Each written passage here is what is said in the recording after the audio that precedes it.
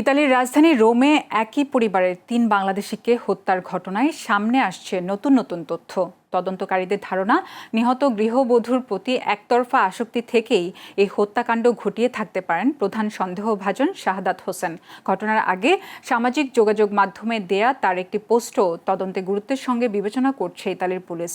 ইতালীয় গণমাধ্যমের দাবি, তিনি রোমে বিএনপির রাজনীতির সঙ্গে সক্রিয়ভাবে যুক্ত ছিলেন এবং নিজেকে দলটির রোম শাখার যুগ্ম সাধারণ সম্পাদক হিসেবে পরিচয় দিতেন।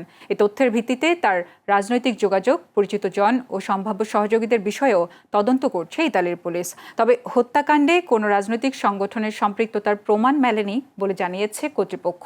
গত শনিবার রাতে তিনি ধারালো অস্ত্র নিয়ে একই পরিবারের ৩ সদস্যকে হত্যা করেন বলে অভিযোগ রয়েছে।